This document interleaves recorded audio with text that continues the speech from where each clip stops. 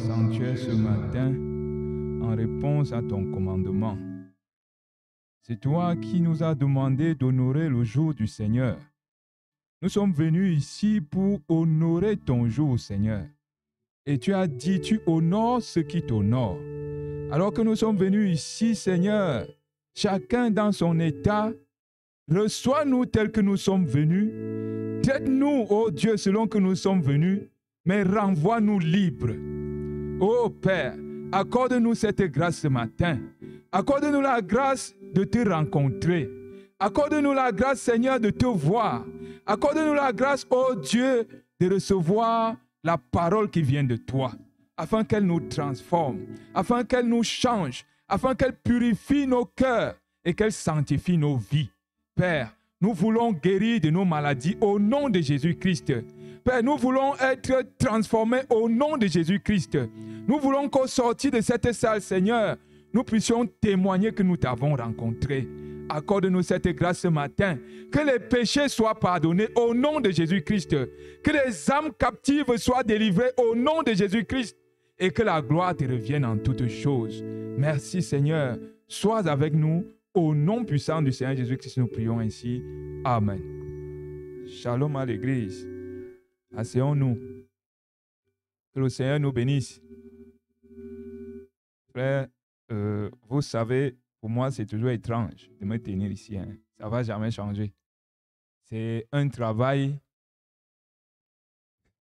qui dépend de Dieu.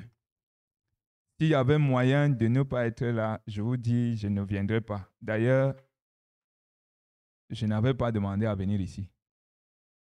Ce n'est pas la clairvoyance de l'homme de Dieu que je me suis tenu là pour la première fois. Et ça ne finit pas. Je crois aussi que c'est peut-être parce qu'il y a des solutions à certains problèmes que le peuple de Dieu a, que Dieu continue à nous utiliser. Nous croyons cela du fond du cœur. Ce matin, j'ai une petite annonce. Je vais faire peut-être 3 semaines, 3 dimanches sans qu'on me voie, parce que je vais un peu me déplacer à partir de vendredi prochain. D'ailleurs, ce n'est pas moi qui devais parler ce matin, c'est le frère Guy, mais comme ce programme-là était là, il a voulu que je l'annonce moi-même à l'église.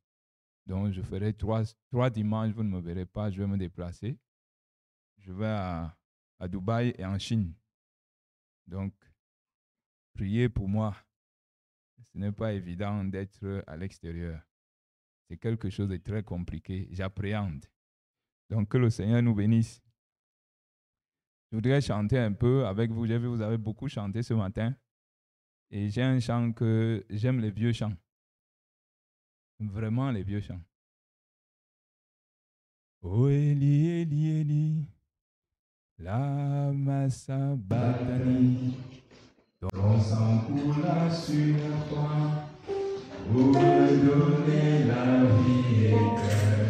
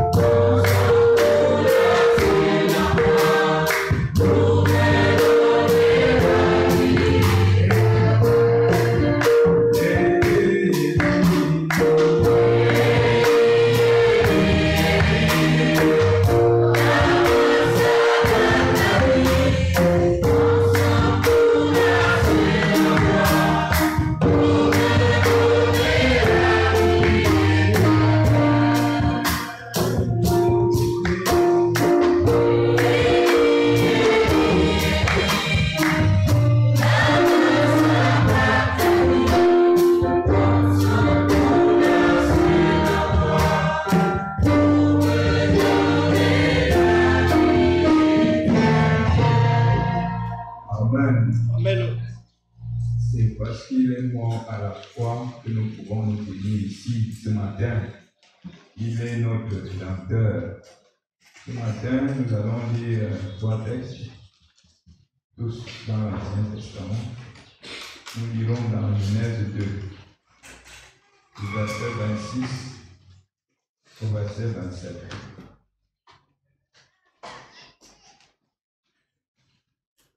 Nous lirons également dans le livre d'Exode, au chapitre 26, le verset 33. Puis nous lirons dans le livre de Rois, 2 Rois, chapitre 6, verset 15 à 17.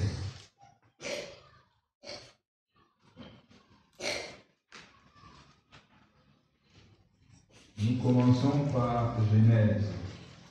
Genèse chapitre 2. Non, c'est chapitre 1, s'il vous plaît. Chapitre 1, versets 26 et 27. Puis Dieu dit, faisons l'homme à notre image, selon notre ressemblance, et qu'il domine sur les poissons de la mer, sur les oiseaux du ciel, sur le bétail, sur toute la terre et sur tous les reptiles qui rampent sur la terre. Dieu créa l'homme à son image, il le créa à l'image de Dieu, il créa l'homme et la femme. Nous allons dans le livre d'Exode. Exode chapitre 26, le verset 33. Dieu parle à Moïse, il dit, tu mettras le voile au-dessous des agrafes, et c'est là, en dedans du voile, que tu feras entrer l'arche du témoignage. Le voile vous servira de séparation entre le lieu saint et le lieu très saint. Allons dans 2 Rois pour finir. 2 Rois chapitre 6, versets 15 à 17. Le serviteur de l'homme de Dieu se leva de bon matin et sortit. Et voici une troupe entourait la ville avec des chevaux et des chars. Et le serviteur dit à l'homme de Dieu, ah, mon Seigneur, comment ferons-nous? Il répondit, ne crains point, car ceux qui sont avec nous sont en plus grand nombre que ceux qui sont avec eux. Élisée pria et dit, Éternel, ouvre ses yeux pour qu'il voie. Et l'Éternel ouvrit les yeux du serviteur qui vit la montagne pleine de chevaux et de chars de feu autour d'Élisée. Seigneur, merci pour cette parole. Laisse que nous servons au Dieu Tout-Puissant à nous construire pour être des véritables croyants de cette parole. Nous le demandons ainsi au nom du Seigneur Jésus-Christ. Amen. Servons-nous et que Dieu nous bénisse. Ce matin, nous allons parler autour d'un petit thème, ôte le voile de nos yeux.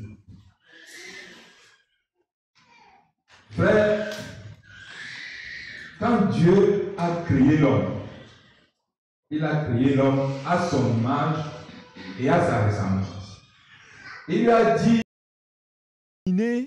sur toute la création, les oiseaux des cieux, les bêtes des champs, les poissons dans les mers, la nature, l'homme avait le pouvoir. L'homme ne souffrait pas. La notion de souffrance n'existait pas. Parce qu'il a créé à l'image de Dieu. L'homme n'avait pas froid. Il était nu. Il n'avait pas froid. Il ne s'habillait pas. Et il n'avait pas besoin de marcher pour se déplacer. Parce qu'il était à l'image de Dieu. Quand il voulait une chose, il réalisait la chose. Ce n'est pas la chose qui se réalisait. Donc l'homme était comme Dieu. Il avait ce pouvoir-là. Et il il faisait tout, il marchait, il n'avait pas... Le jour comme la nuit, il n'avait pas de problème. Mais cet homme a vécu longtemps jusqu'à ce que la chute intervienne. Et quand la chute intervient, l'homme a tout perdu. Tout le pouvoir de domination que Dieu lui a donné, il a retiré. La première chose, conséquence, les 5 sens ont commencé le travail dans l'homme. Les 5 sens ne sont pas les sens de Dieu. Les 5 sens ont commencé le travail. Il a commencé à avoir froid. Il a commencé à ne plus voir. Frère, on est avec un voile. On l'a reçu de là-bas. Nos yeux ne voient pas. Vous doutez peut-être. Mais si on vous met dans l'obscurité, vous avez besoin de lumière. Au commencement, il n'en était pas ainsi. La preuve, si on vous laisse dans la nuit là, à deux, avec un animal, une chèvre, on lance le caillou, la chèvre va esquiver. La chèvre, les animaux voient la nuit comme le jour. Vous ne croyez pas? Les animaux ont gardé leur position. C'est l'homme qui a quitté sa position et il a reçu un voile. Ses yeux ont été voilés. Dans les villages, là, quand un chien marche dans la nuit, il a besoin de lumière. Il n'en a pas besoin. Quand les animaux courent en brousse, ils chassent dans la nuit, ils ont besoin de lumière. Ils ne marchent pas en esquivant comme ça, ils marchent comme en plein jour. Le voile n'est pas tombé sur eux. Le voile est tombé sur l'homme. Et l'homme vit avec ce voile. Dieu l'a fait exprès de laisser ce voile. Pourquoi? Parce que l'homme a quitté sa position. Il est entré dans un mélange. Il ne peut plus ramener le mélange auprès de Dieu. Quand il a dit faites le lieu saint et le lieu très saint, il a séparé. Pour que vous n'entriez pas là-bas avec le mélange. Vous ne pouvez pas. Donc Dieu laisse le voile sur l'homme exprès. Et ce voile demeure sur les hommes. C'est ce voile qui vous entraîne dans beaucoup de choses que vous faites étant voilé. Il dit d'ailleurs dans l'Apocalypse que vous êtes aveugle et vous ne le savez pas. Vous avez le voile. Dans l'Apocalypse, il le dit. Il y a un voile dans vos yeux. Et ça, c'est physique. Hein? On n'est même pas encore sur le plan spirituel. Rien que sur le plan physique, l'homme est voilé. Ses yeux ne voient pas. Et c'est comme ça. Donc le voile nous empêche de voir Dieu, de considérer la grandeur de Dieu. Ce voile-là que nous avons, le voile spirituel et le voile physique, sur le plan physique, on ne voit rien.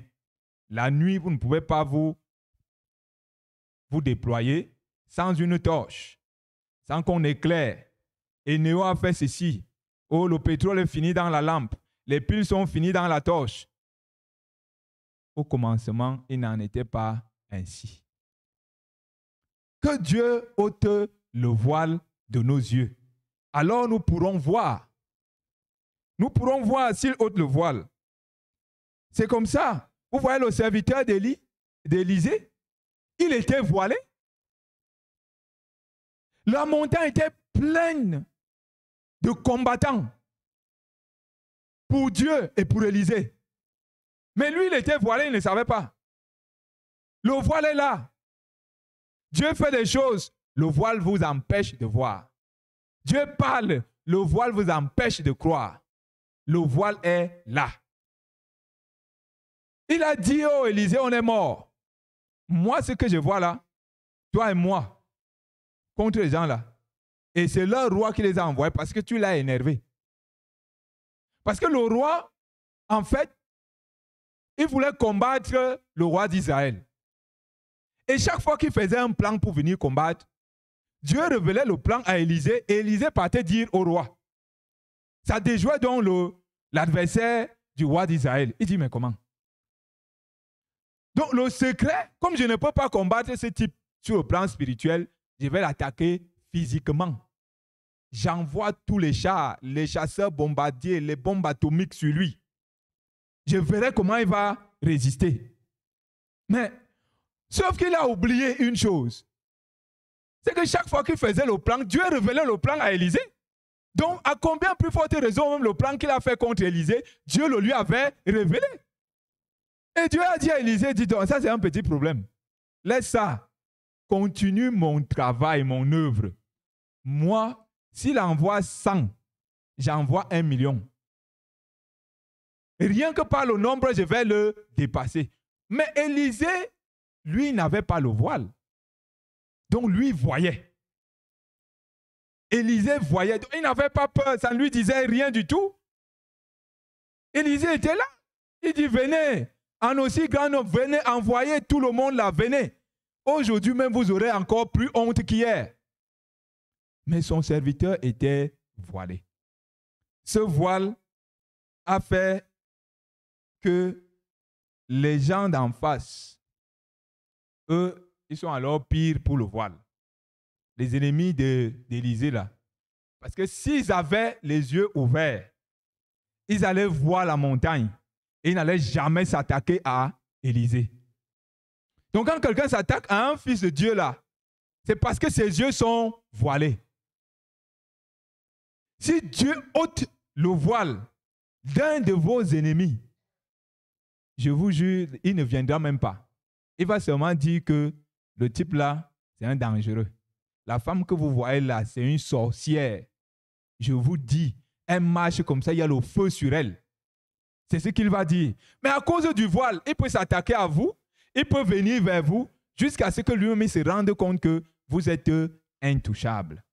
Mais pour ça, il faut d'abord que Dieu ait enlevé le voile de vos yeux. Si le voile est sur vous, vous n'êtes pas intouchable, frère. Vous êtes exposé. Vous n'avez pas accès au lieu très saint. Il a séparé le lieu saint du lieu très saint pour dire que celui qui entre dans le lieu saint, frère, Dieu est très fort. Continuons notre petite étude. Donc, le lieu très saint est resté comme ça, frère, jusqu'à un jour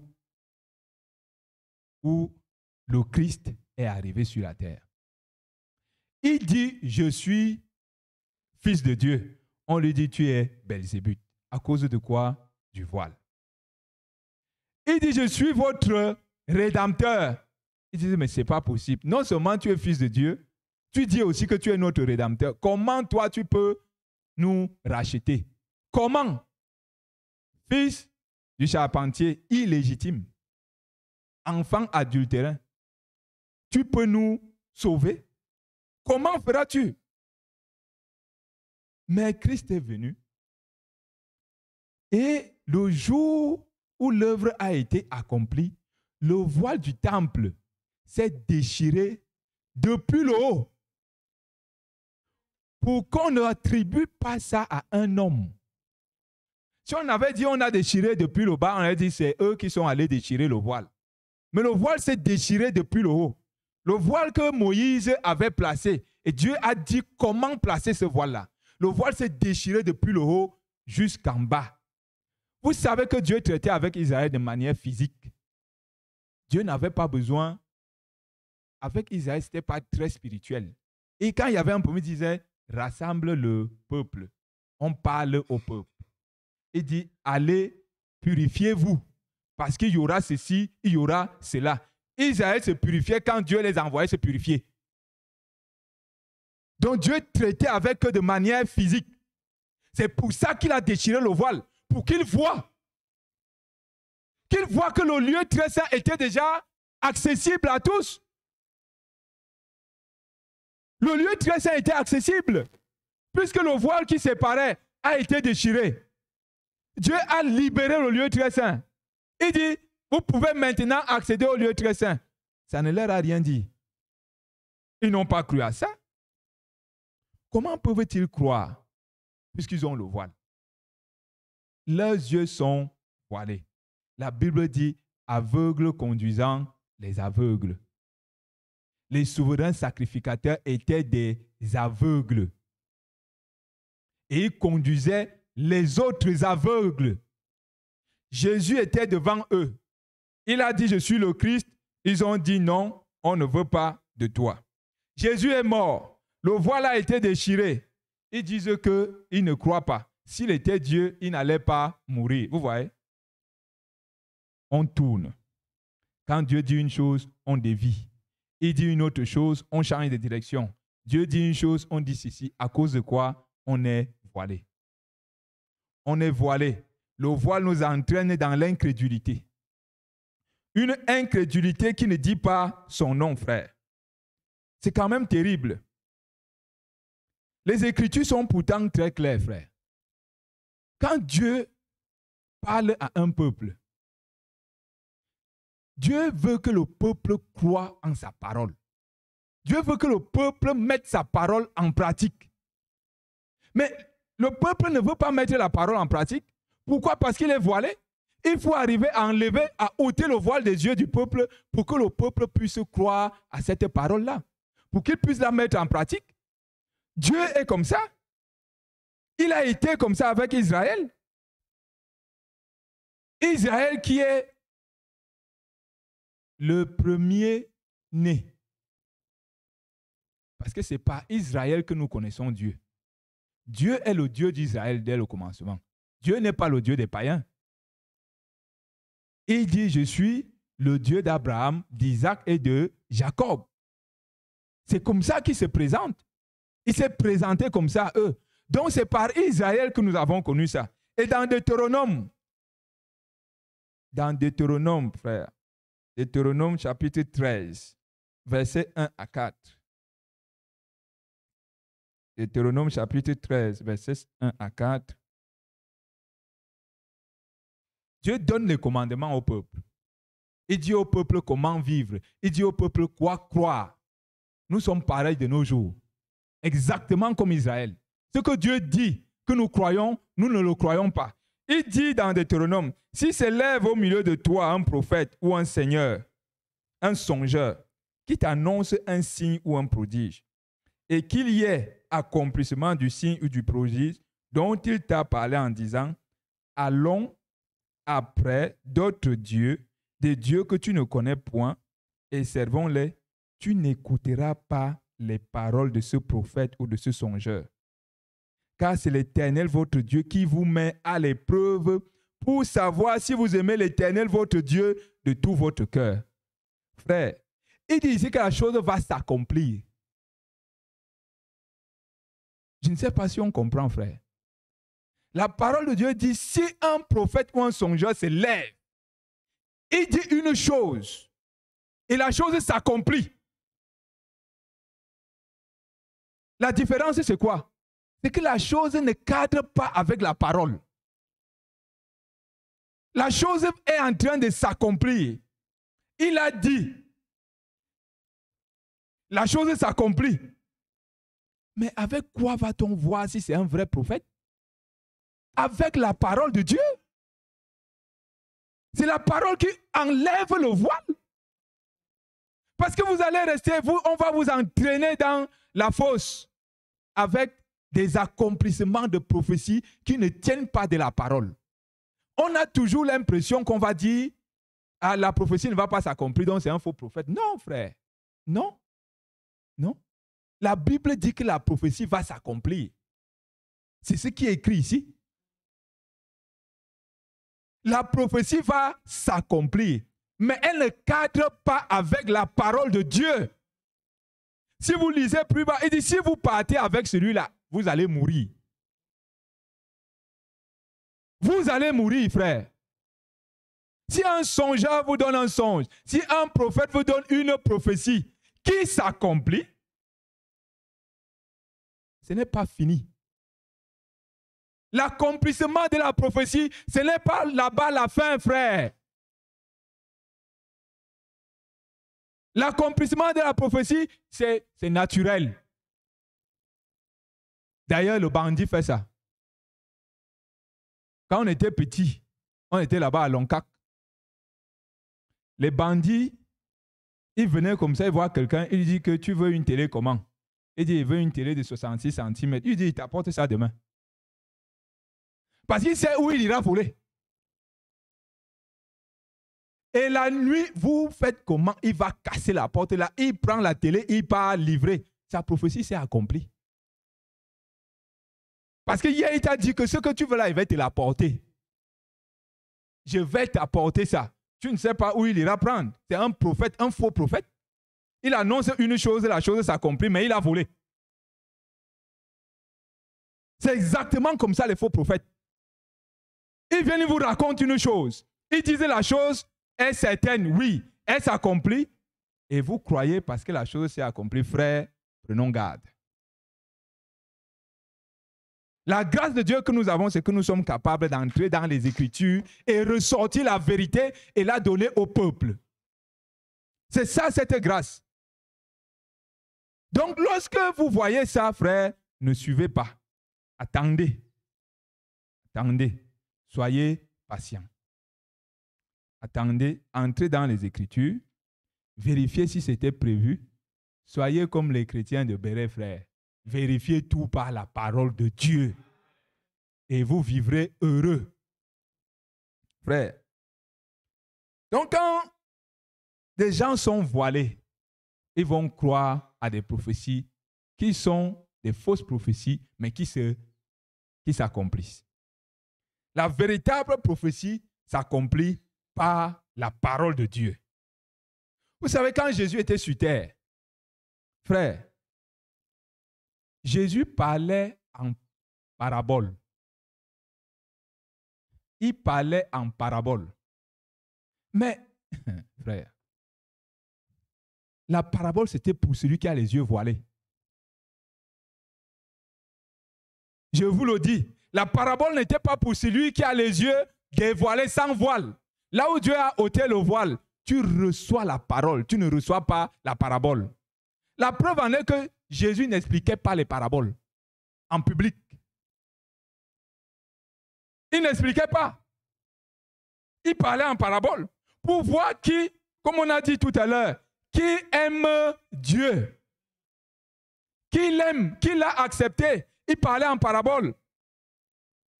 Je vais appuyer ça par le prophète, frère, parce que l'église ici, il ne faut pas que ce soit les choses d'un cadavre. Dans Jéhovah Jireh, écoutez, et Dieu, à partir du, on est au paragraphe 81, page 11, Jéhovah Jireh. Et Dieu, il a dit, si vous ne mangez la chair du Fils de l'homme, et si vous ne buvez son sang, vous n'avez point la vie en vous-même. Oh, eh bien, ces gens, ce groupe d'intellectuels, mais ils ont dit, éloignez-vous de cet homme. Il est fou.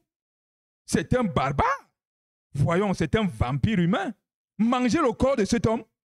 Or, il ne l'a jamais expliqué. Maintenant, il avait avec lui 70 prédicateurs qui avaient été ordonnés. Il trouvait qu'il avait là une foule un peu trop nombreuse. Et alors, la foule l'a quitté. Donc, il avait là les ministres qui avaient été ordonnés, ceux qu'il avait envoyés, les 70. Il a dit, que direz-vous quand vous verrez le Fils de l'homme monter au ciel? D'où il vient? Or, il ne l'a jamais expliqué. Et ces prédicateurs ont dit, cet homme monté au ciel, d'où il vient, mais nous le connaissons. Nous connaissons sa mère. Nous sommes allés à l'étable où il est né. Nous avons vu le berceau dans lequel il a été bercé. Nous péchons avec lui. Nous nous étendons ici sur le rivage avec lui. Et ce Fils de l'homme monté là-haut d'où il vient de Bethléem. Où ça? Monté, ça c'est trop fort pour nous. Et ils l'ont quitté. Il ne l'a jamais expliqué. Il n'avait pas à expliquer quoi que ce soit. Dieu n'a pas à expliquer quoi que ce soit. Il est Dieu. Il le fait tout simplement parce qu'il l'a promis. Il ne l'explique pas. Là, il ne restait plus que ses 12. Il s'est retourné et les a regardés en disant, je vous ai choisis, vous les 12. Et l'un de vous est un démon. Il a dit, voulez-vous aussi vous en aller? Alors, Pierre a prononcé ces paroles remarquables. À qui irions-nous, Seigneur? Car nous sommes sûrs que tu as les paroles de la vie. Il avait vu si clairement confirmé. Quoi que les sacrificateurs aient pu dire, quoi que n'importe qui d'autre ait pu dire, tout de suite, ils ont su qu'il avait la parole de la vie. Il a dit, tu as la parole de la vie. Frère, voilà une foule, peut-être c'est 5000 personnes. Jésus parle, il donne une parabole. 4988 entendent la parabole. 12 entendent la parole de Dieu. C'est ça le voile. La parabole vient pour celui qui est voilé. Pierre lui dit que mais tu as les paroles de la vie. Donc, où est notre problème? Manger ta chair, si c'est ça la parole de vie, nous on prend. Monter au ciel, la parole de vie, on prend. Tout ce que tu dis, on prend. C'est ainsi que doit être le croyant. Il prend tout ce que Dieu dit. Tant que ça vient de Dieu, c'est bon. Il dit, tu as les paroles de la vie. À qui d'autre nous allons partir faire quoi d'abord? Depuis qu'on vit, on a vu qui? Frère, Pierre avait vu, hein? Le jour où il rencontre Pierre, il avait péché toute la nuit. Même pas le petit écrevisse là, il n'a pas attrapé. Donc, Jésus vient et lui dit, bon, il jette là-bas, il dit que non, il ne jette pas. Toute la nuit, j'ai fait ça. Toi, tu viens le matin comme ça, tu me dis, d'abord le matin, il n'y a pas le poisson dans l'eau. Le poisson mange dans la nuit, c'est là on le pêche. Tu ne connais même pas la pêche. Et tu viens me dire de jeter le filet. Moi, je ne jette pas. Et lui dit, je dis, jette là-bas. Il dit, à ta parole, je vais jeter. À ta parole, je vais jeter. C'est suffisant, frère. Ce matin, si la parole sort vers vous, dites à ta parole, Seigneur, je fais comme tu veux là. C'est ce que Dieu veut. C'est là où il va t'ôter le voile. À ta parole, j'accepte ta parole, frère. J'accepte ta parole, Seigneur. Je l'accepte et je la mets en pratique. Et vous allez voir votre filet rompre de poissons. Parce que quand Pierre avait lancé, il n'est même pas allé loin. Quelques mètres, le poisson était plein dans le filet.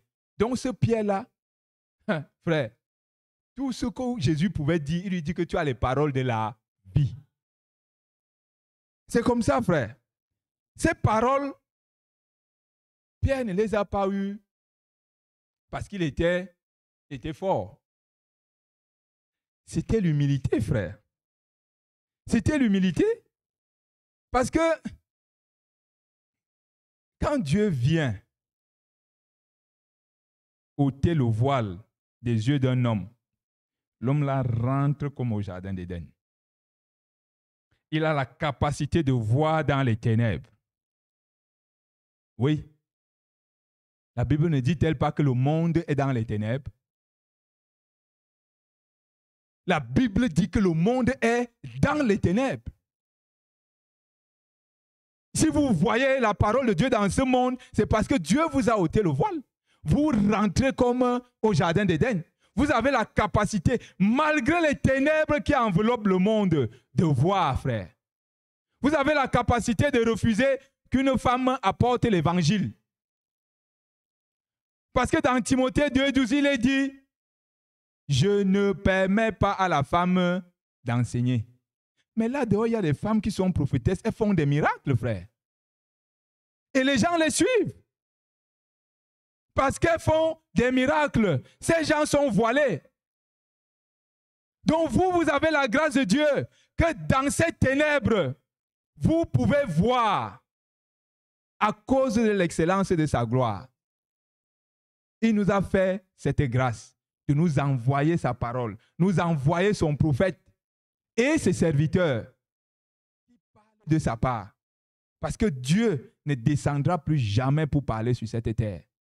Il ne descendra pas. Il a commis. Il a commis. Dans Éphésiens 4, il dit, c'est moi qui fais don. Il a donné.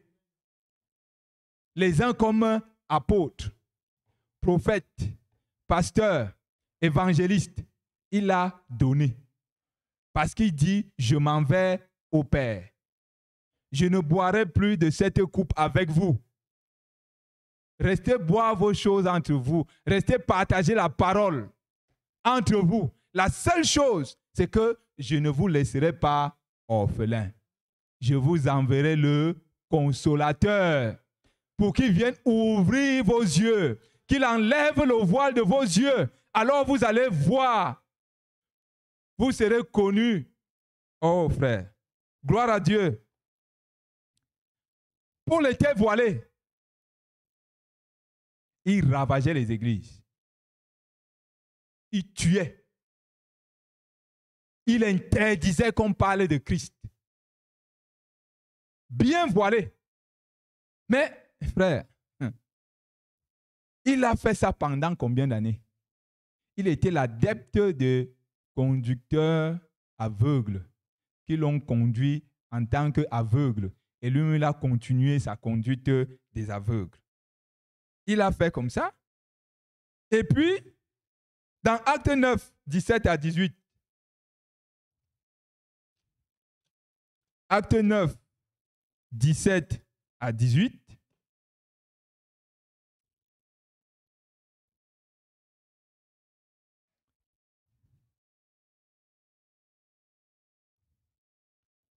Acte 9, 17 à 18.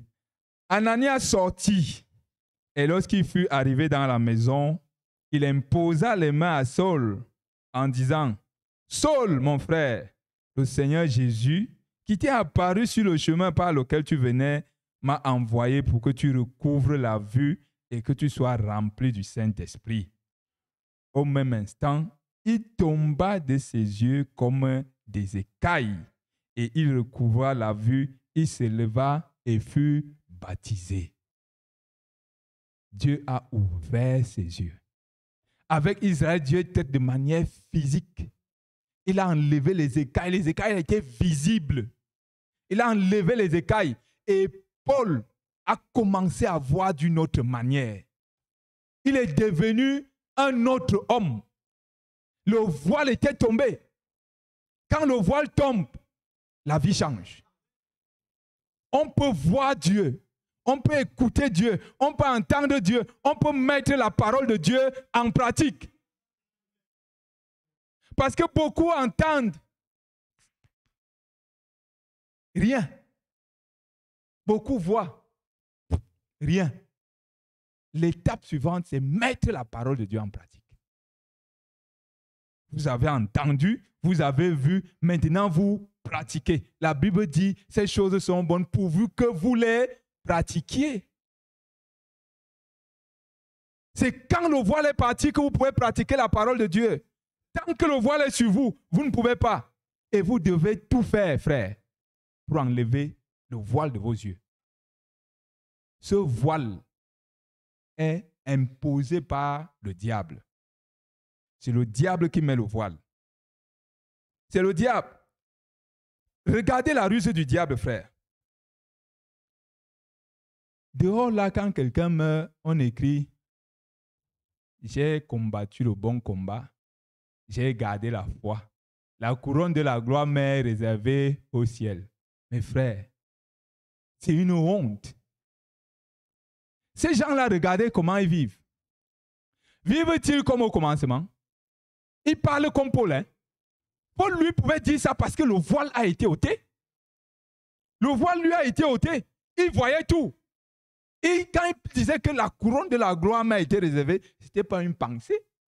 Ce n'était pas une parole. C'était une certitude. Il avait la conviction. Ceux qui disent ça là, frère, regardez comment ils vivent. Les grands du monde là. Parce que c'est sur eux-là même quand on doit faire un grand deuil. On affiche ça en grand comme ça. Il dit que la couronne de la gloire lui est réservée. Mais toute sa vie, les marabouts, c'est lui. C'est lui chez les marabouts. Ils sont même prêts à payer le diable. Oui. Ils disent au diable, mais comment toi, si tu veux me prendre l'argent, j'achète ma vie chez toi. S'ils avaient moyen, ils allaient ordonner au diable pour qu'il ne meure pas. Ils disent à la mort que bon, tu veux quoi? Je te donne des maisons, je te donne des immeubles, je te donne même mes enfants. J'accouche, je te donne. Pourvu que moi je vive.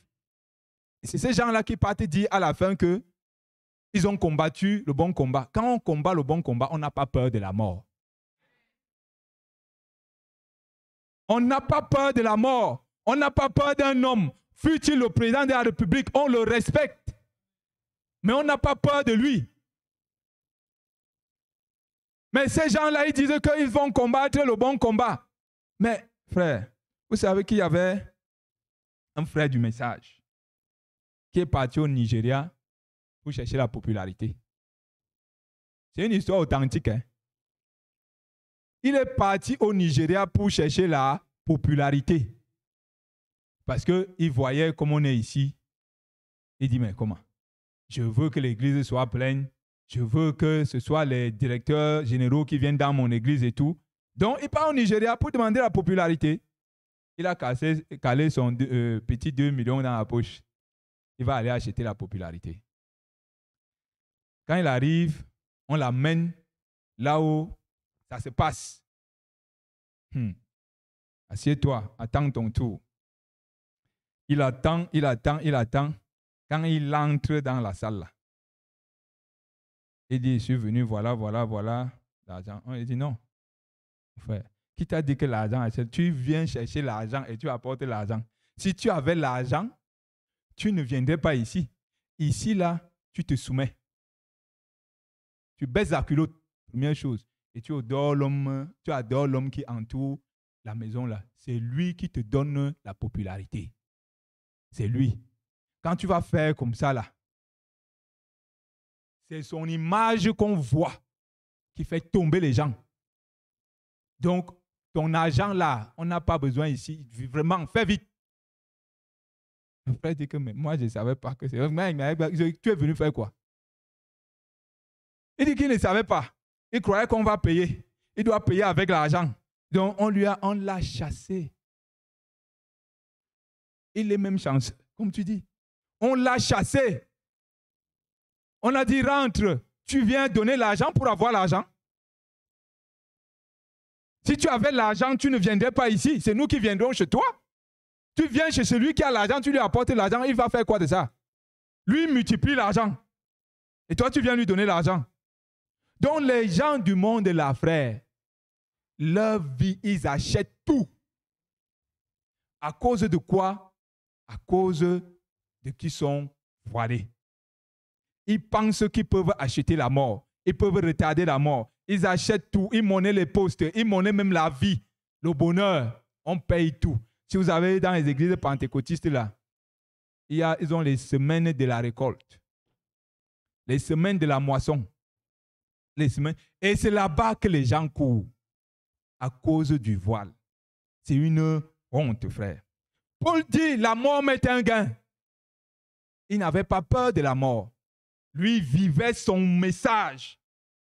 Il vivait la parole de Dieu. Il vivait comme un homme à qui on a ôté le voile. C'est ce que nous réclamons ce matin, frère. Que Dieu nous ôte le voile. Afin que nous puissions saisir la profondeur des Écritures. Cette Bible a été écrite pour nous. Vous savez ça? C'est-à-dire que quand vous êtes assise, la sœur, la Bible-ci, tout ce qui est dedans, Dieu l'a écrit pour vous. Et la moindre parole que vous lisez ici, dites cette parole est pour moi. Et la chose va s'accomplir. Pourquoi, frère? Ce qui se passe, c'est vraiment le trouble que le diable apporte au peuple. Ce trouble est quand même terrible, frère. Parce que Vous voyez, quand le prophète vient, il parle de la stature d'un homme parfait. Mais ce que je vais dire est très profond. C'est même le nœud du message. Le prophète parle de la stature d'un homme parfait. Il fait tout un enseignement sur 2 Pierre 1. 2 Pierre 1, 5 à 9. On va le lire.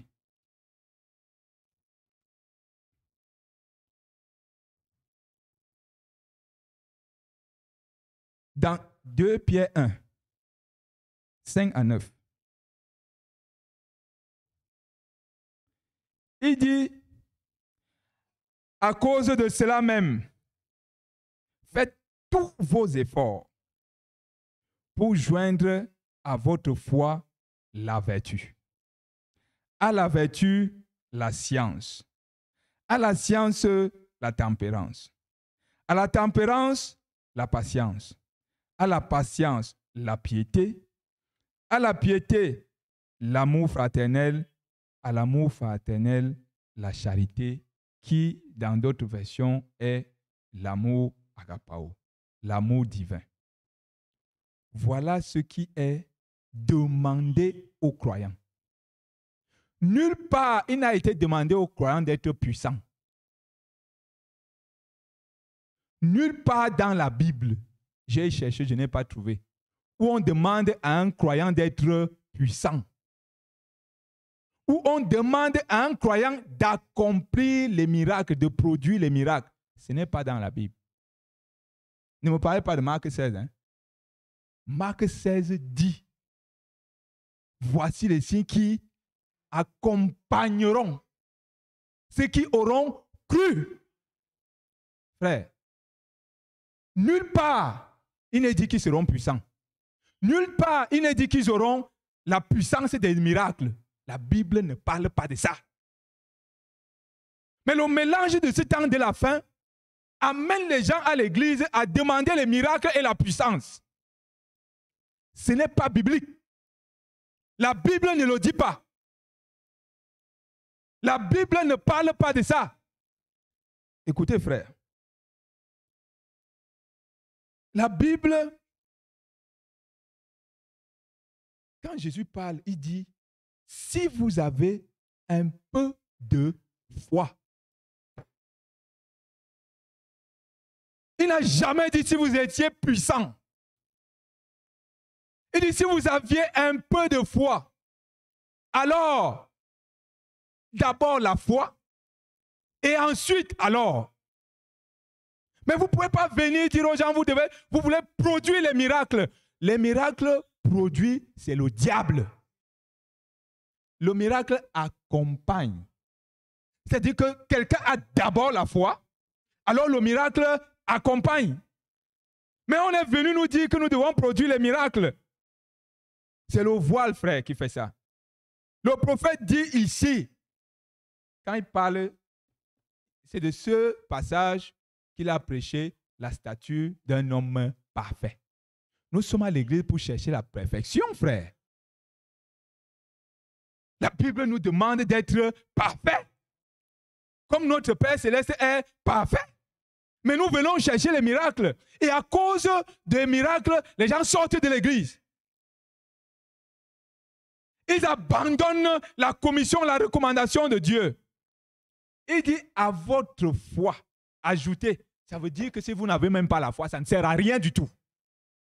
Vous n'aurez ni la connaissance ni la vertu. Si vous avez une connaissance sans foi, c'est le diable. Vous avez même de la patience sans foi. Ça ne vient pas de Dieu. Ça ne vient pas de Dieu. Ce n'est pas la foi que le voile peut être ôté des yeux. Si vous n'avez pas la foi, le voile va demeurer sur vous. Il demeurera. Et vous allez croire les fausses doctrines. Vous ne voulez pas croire les fausses doctrines, croyez la parole. Mettez-la en pratique. Dites, Seigneur, tu dis que c'est la foi que nous devons avoir. Donne-moi la foi. Moi, je crois à cette parole-là. Frère, cette Bible n'est pas un tas de mensonges. C'est la vérité de Dieu, écrite quelque part. Et cette vérité, elle est prophétique. Parce qu'elle a été écrite à un temps passé pour être vécue à un temps présent. Elle a été prévue pour nous, afin que quand nous la lisions, nous la croyons et la chose va se manifester. Mais on cherche les miracles, frère. On cherche la puissance. On dit qu'il n'y a pas la puissance à l'église. Il n'y a pas la puissance parce qu'il n'y a pas la foi. Je vous donne le secret ce matin. Il n'y a pas la puissance parce qu'il n'y a pas la foi. Ça entre ici, ça sort là-bas. S'il y a la foi, il y aura la puissance. S'il y a la foi, il y aura les miracles. Les miracles accompagneront. On est incapable de croire même une parole. D'abord, on est construit dans le doute absolu. On construit sa vie avec le doute. On refuse de croire. Frère, je vous le dis au nom du Seigneur Jésus-Christ. Ce n'est même pas moi. C'est Jésus qui a dit que si vous avez un peu de foi, tous les problèmes que vous avez ce matin seront résolus. C'est écrit dans la Bible. Quel est le problème le plus difficile? Soulever une montagne? Vous avez quel problème qui dépasse soulever une montagne? Quel est ce problème qui dépasse soulever une montagne? Il dit ça. Soulever une montagne, ça ressemble à un grain de sénévé, frère. Vous connaissez le plus petit des pistaches là. C'est-à-dire que voilà la foi qui peut soulever une montagne. Alors vous avez quel problème qui est au-dessus de cette foi-là? Je vous dis que ce soit les problèmes spirituels, que ce soit les problèmes physiques, que ce soit les problèmes temporels. Si vous avez un peu de foi, le voile va quitter vos yeux. Vous allez refuser la confusion. Vous n'allez plus détester les gens. Vous ne serez plus frustré à l'église. Pourquoi vous êtes frustré à l'église? Qui est venu ici pour l'autre? Qui s'assied sur l'autre ici? Chacun a sa place. Pourquoi vous êtes frustré? Parce que vous n'avez pas la foi. Si la foi entre en vous, vous allez plutôt avoir les yeux dévoilés. Le voile sera ôté et vous allez voir ce que Dieu vous a réservé. Vous venez être frustré à l'église, le visage comme ça, comme des vieux sorciers. Pourquoi? Qui vous interdit de croire la parole? Qui doit croire pour vous? Qui doit croire pour vous? Vous venez, vous êtes fâché, vous rentrez fâché. Pourquoi? Qui vous a interdit de croire? C'est vraiment, frère, c'est incompréhensible. La Bible règle tous les problèmes. C'est un péché, c'est écrit dans la Bible, non, frère? Vous voulez le travail, c'est écrit ici. Qu'est-ce qui n'est pas ici? Comment on peut être voilé avec cette merveilleuse parole, frère? Et par la grâce de Dieu, Dieu suscite des gens. Je suis moi-même surpris quand les frères me disent que Dieu m'a suscité à dessein. Je suis dépassé.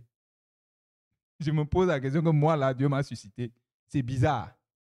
Mais frère, je n'ai pas le choix que de vous dire la vérité. Si quelqu'un rentre ici frustré, c'est un sorcier. Oui. La parole, si elle est captive, elle appartient à quelqu'un. Alors, pourquoi il ne la prend pas pour avoir la joie? Pourquoi? Qui défend cette parole? Qui a défendu à quelqu'un d'accéder à la parole de Dieu? Alors, pourquoi il ne peut pas considérer ça? Que de considérer les choses satellites qui sont tout autour de la parole, vous laissez la parole elle-même. Vous allez garder votre voile et le voile là va vous entraîner. Frère, je vous dis, quand le prophète parle de la statue de l'homme parfait, c'est à ça que nous devons aspirer. Chaque chrétien doit se regarder. Il dit, il y a la foi, il y a la vertu, Il y a la connaissance, il y a la tempérance, il y a la patience, il y a la piété, il y a l'amour fraternel et l'amour agapao. Je suis à quel niveau? Ça doit être une recherche quotidienne, permanente. Pour celui qui se dit chrétien, il doit savoir, moi je suis au niveau de la vertu. Donc, je dois monter vers la connaissance. Ainsi de suite. Parce que si vous ne faites pas ça, ça ne sert à rien de venir à l'église. Ça ne sert à rien de dire qu'on croit la parole de Dieu. Parce que c'est la perfection que nous recherchons. C'est lorsque nous serons parfaits que nous pourrons aller à l'enlèvement. Si nous ne sommes pas parfaits, nous n'irons pas. Donc c'est là-bas, au lieu de chercher les miracles, une fois que vous avez la foi, les miracles sont là, frère. Ça vous suit. Les miracles vous suivent. Vous ne les produisez pas, ça vous suit. Les miracles sont obligés. Obligés. Pierre pouvait dire à l'autre de se lever, il ne se lève pas. Le miracle était là, ça le suivait. Quand Pierre dit que bon, tu veux l'argent, moi je n'en ai pas, mais ce que j'ai, je te donne. Immédiat, le miracle a suivi. Pierre cherchait à faire un miracle. Quand il partait au temple, c'était pour aller faire les miracles là-bas. Mais le miracle l'a accompagné.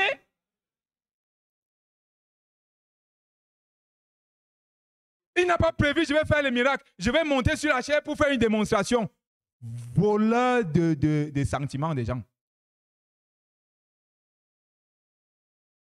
Tu montes ici pour faire les démonstrations, tu voles les sentiments. On monte ici pour parler de la part de Dieu. On monte ici, on prie Dieu, on dit à Dieu, Seigneur, il y a là dans la salle des gens qui ont besoin de toi. Je n'ai pas la capacité de connaître leurs problèmes. Mais toi qui es Dieu, tu sais. Parle à ton peuple, Seigneur. C'est comme ça qu'on monte ici. Pas pour venir déployer des miracles de mensonges. Les yeux voilés. On conduit le peuple. Frère, croyez la parole de Dieu. Ça va vous enlever la frustration. Ça va vous enlever la haine. Ça va vous enlever l'énervement. Ça va vous donner, oh frère, ça va vous donner une attente certaine. L'espérance, frère. L'espérance, ce n'est pas l'espoir. Oui. Il y a une grande différence. C'est la Bible qui parle, frère. L'espérance, c'est une attente certaine. Dit que vous êtes en attente, mais vous êtes sûr. Quand Paul dit la couronne de la gloire m'est réservée, c'est dans l'espérance certaine. Il n'a pas l'espoir. L'espoir, c'est que peut-être il pleuvra demain. Là, tu as espoir parce qu'on est en septembre. Tu as espoir.